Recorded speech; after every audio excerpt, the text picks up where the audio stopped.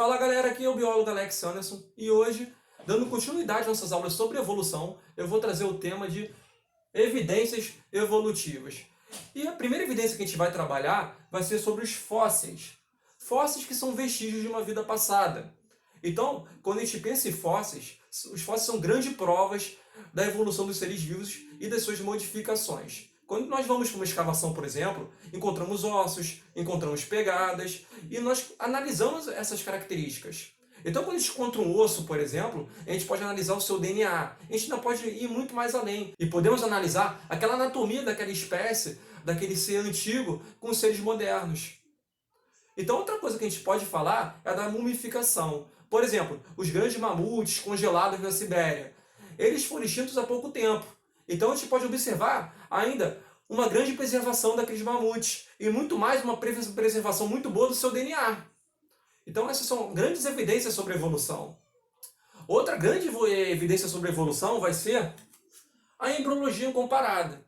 Então, se a gente for ver no período embriológico, se a gente for ver aquele embrião, olhar para aquele embrião no iniciozinho, pode ser um embrião de anfíbio, pode ser um embrião de uma ave, embrião de um mamífero, pode ser, sei lá, a gente está olhando o embrião de um porco com o embrião de um humano. Eles vão ser muito parecidos, ao ponto que a gente não sabe distinguir qual que é o embrião ali do humano e qual que é o embrião do porco. Então, seres evolutivamente mais próximos têm desenvolvimento mais semelhante por mais tempo. Isso é um grande fato se a gente for olhar, por exemplo, o embrião de chimpanzé com o do homem, que a gente compartilha um DNA muito mais próximo, de até de 98,5%. A gente vai ver que é muito parecido por um bom tempo. Outra forte evidência evolutiva é a anatomia comparada. Então, quando a gente pensa em anatomia comparada, a gente já pensa naqueles órgãos homólogos. O que seria órgãos homólogos? São os órgãos que têm ancestral em comum, porém apresentam características, funções diferentes. Como que seria isso? Como que seria um órgão homólogo? Um bom exemplo disso, que é muito didático, sempre tem muitos exemplos sobre isso, é você comparar o braço do homem, a nadadeira da baleia e a asa do morcego. Se a gente for pensar nisso, são órgãos homólogos, porque eles têm o mesmo ancestral. Se a gente for observar, for analisar esses órgãos, a gente vai ver que vai apresentar húmero, vai apresentar una, rádio, os ossos do punho e as falanges. Vai apresentar tanto isso, por exemplo, no braço do homem, quanto na asa do morcego. A gente vai ter aquela mesma composição.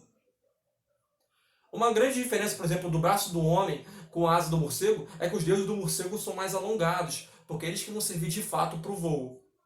Então, quando a gente fala de origens, quando a gente fala de órgãos homólogos, a gente pensa em radiação adaptativa. O que seria radiação adaptativa? Vai ser quando uma população ancestral ela se espalha no ambiente, ela começa a colonizar ambientes diferentes.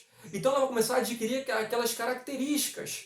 E com isso vão sofrer especiações, vão adquirir aquelas adaptações, sofrendo especiações e formando várias outras espécies diferentes. Também podemos falar dos órgãos análogos. O que seriam órgãos análogos?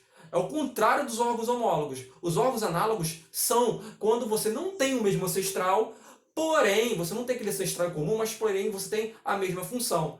Vamos pensar num exemplo. Um bom exemplo de órgãos análogos são, por exemplo, a asa do morcego com a asa do inseto. Eles não têm o mesmo ancestral comum, porém têm a mesma função. Qual seria a função? Voar? Quando nós falamos de órgãos análogos, a gente pode falar muito bem de convergência evolutiva.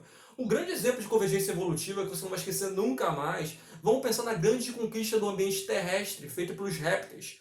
Os répteis, quando conquistaram aquele ambiente terrestre, o que eles fizeram? Eles desenvolveram vitelo no seu ovo. Esse vitelo é importantíssimo para poder nutrir o seu embrião. Agora, se a gente for pensar nas árvores, por exemplo, nas plantas, nas gimnospermas, por exemplo, elas também desenvolveram uma forma de nutrir o seu embrião, que seria o tecido da endosperma. Então, isso são situações análogas.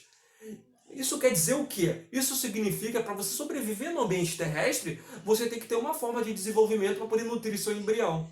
Basicamente é isso. Gente, outra característica muito importante, que é uma grande evidência para a evolução, vai ser a diversidade da vida. Por que a diversidade da vida? A gente tem que lembrar que a mutação é aleatória. Aquela característica que surge, ela vai ser aleatória. Porém, a forma que vai ser espalhada jamais vai ser aleatória. Jamais a forma que você vai espalhar aquela característica vai ser aleatória. Vamos lembrar que a distribuição da característica ela segue um fluxo de tempo, num padrão de ancestralidade e descendência, e uma árvore filogenética.